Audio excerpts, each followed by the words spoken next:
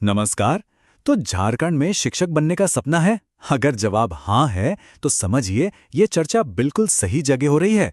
आज हम JTET 2026 के साइंस पेपर 2 के सिलेबस को ना पूरा बारीकी से समझने वाले हैं। ये खास तौर पर उन सभी के लिए है जो क्लास 6 से 8 के बच्चों का भविष्य संवारना चाहते हैं।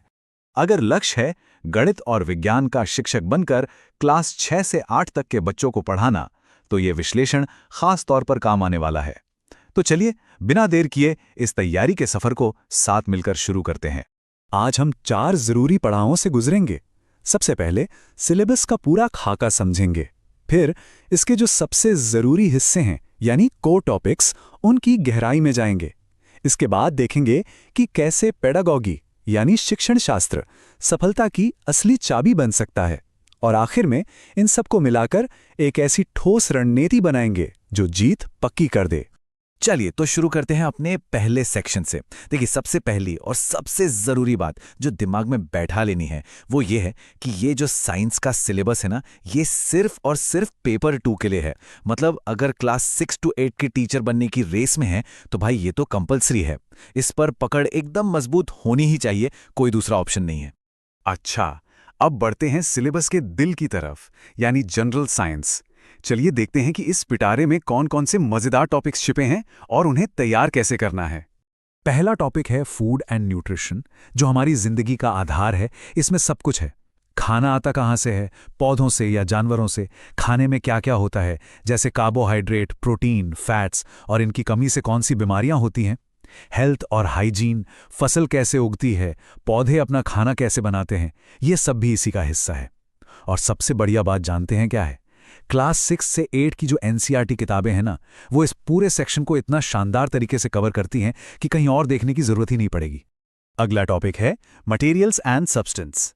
ये उन सभी चीजों के बारे में है जो हम रोज इस्तेमाल करते हैं। सुबह का टूथपेस्ट हो, प्लास्टिक की कुर्सी हो या स्टील का बर्तन।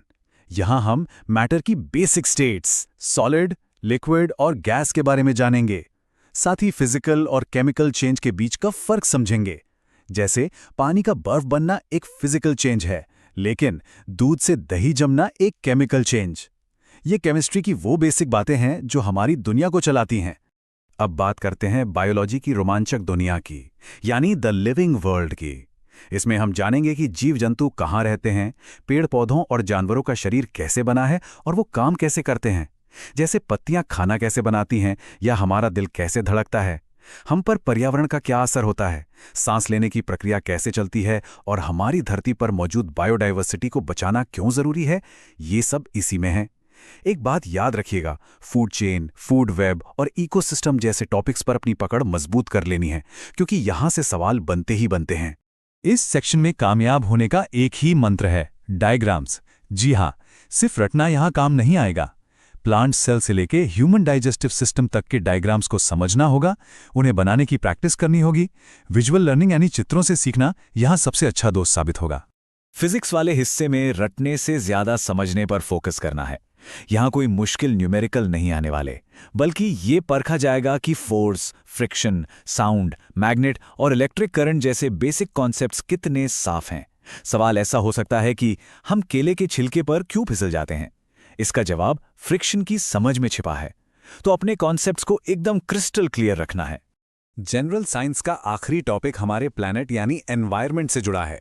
इसमें हम भूकंप और साइक्लोन जैसी नेचुरल घटनाओं, एयर और वाटर पोल्यूशन जैसे क्लासिक मुद्दों के साथ साथ क्लाइमेट चेंज और ग्लोबल वार्मिंग जैसी आज की बड़ी चिंताओं पर भी नजर डालेंगे। सच कहूं तो ये एक ऐसा टॉपिक है जो सिर्फ एग्जाम के लिए ही नहीं, बल्कि एक जिम्मेदार नागरिक होने के नाते भी जानना बहुत जरूरी है। चलिए अब उस सेक्शन की ओर बढ़ते हैं जो इस एग्जाम में सच में गेम चेंजर साबित हो सकता है। ये है साइंस पेडागॉजी, यानी साइंस पढ़ाने की कला और विज्ञान। ये सिर्फ क्या पढ़ाना है के बारे में नहीं है, बल्कि कैसे पढ़ाना है के बारे में है। अब जरा इस चार्ट को देखिए, हो सकता है थोड़ा झटका लगे। कभी कभी 30 से 40% सवाल सीधे पेडागॉजी से उठकर आ जाते हैं।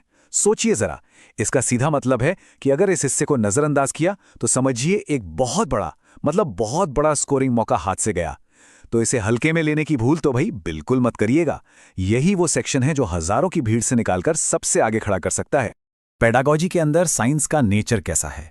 बच्चों में साइंटिफिक सोच कैसे पैदा करें और लेसन प्लान कैसे बनाएं, इन सब पर ध्यान देना होगा। इसमें inquiry method, activity based learning जैसी टीचिंग मेथड शामिल हैं।